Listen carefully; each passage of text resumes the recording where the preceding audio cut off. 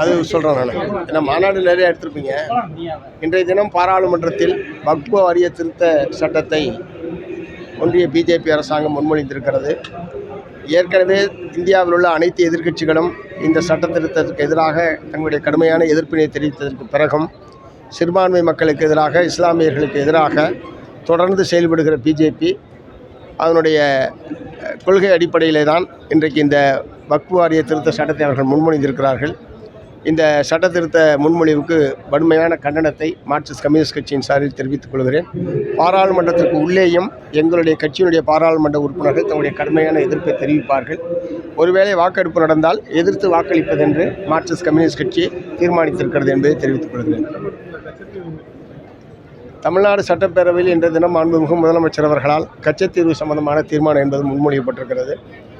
ஏற்கனவே தமிழ்நாட்டினுடைய மீனவர்கள் இலங்கை கடற்படையால் கடுமையாக தாக்கப்படுவது, சித்திரவதை செய்யப்படுவது, கைது செய்யப்பட்டு சிறையில் அடைக்கப்படுவது, கடுமையான அபராதம் விதிப்பது போன்ற பலவிதமான பிரச்சனைகளுக்கு தமிழக மீனவர்கள் உள்ளாகிறார்கள். இத்தகைய சம்பவங்கள் நடைபெறுகிற போதெல்லாம் ஒன்றிய பிஜேபி அரசாங்கம் பாதிக்கப்படுபவர்கள் இந்திய மீனவர்கள் என்பதற்கு பதிலாக தமிழக மீனவர்கள் என்கிற முறையில் ஒரு மாற்றாந்தாய் மனப்போக்கில் நடந்து கொள்வதை அவர்கள் வழக்கமாக வைத்திருக்கிறார்கள். இத்தகைய சூழ்நிலையில் தான் கச்சத்தீவை மீட்க வேண்டும் என்கிற ஒரு தீர்மானத்தை இன்றைக்கி தமிழக சட்டப்பேரவையில் அவர்கள் முன்மொழிந்திருக்கிறார்கள். மார்க்சிஸ்ட் கம்யூனிஸ்ட் கட்சியை பொறுத்தவரை இந்த மீனவர்களுடைய பிரச்சனைக்கு தீர்வு காண வேண்டும் என்கிற தமிழக முதலமைச்சருடைய உணர்வை நாங்கள் புரிந்து கொள்கிறோம்.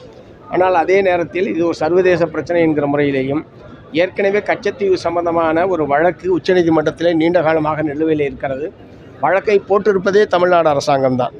தமிழ்நாடு அரசாங்கம் போட்ட வழக்கின் மீது இன்னமும் உச்சநீதிமன்றம் எந்த தீர்ப்பையும் அளிக்காத நிலையில் இத்தகைய ஒரு தீர்மானம் நிறைவேற்றப்பட்டிருப்பது பொருத்தமாக இருக்குமா என்பதை தமிழ்நாடு அரசாங்கம் யோசிக்கணும். எங்களை பொறுத்தவரை உச்சநீதிமன்றத்தில் நிலுவையில் உள்ள வழக்கை விரைவாக நடத்தி தீர்ப்பை பெறுவதற்கு தமிழ்நாடு அரசாங்கம் உரிய முயற்சிகள் எடுக்க வேண்டும். அதே நேரத்தில் தமிழக மீனவர்களுடைய உயிரையும் உடைமையையும் உரிமையையும் பாதுகாப்பதில் மார்க்சிஸ்ட் கம்யூனிஸ்ட் கட்சி உறுதியாக தமிழ்நாடு அரசுக்கு துணை நிற்கும் என்பதை தெரிவித்துக் கொள்கிறேன். பாதகம் செய்பவரை கண்டால் நாம் பயம் கொள்ளலாகாது பாப்பா. மோதி மிதித்து விடு பாப்பா, அவர் முகத்தில் உமிழ்ந்து விடு பாப்பா. அனைத்து முக்கிய செய்திகளையும் எம் நாடு தொலைக்காட்சியின் டிஜிட்டல் தளத்திலும் உடனுக்குடன் தெரிந்து கொள்ளுங்கள்.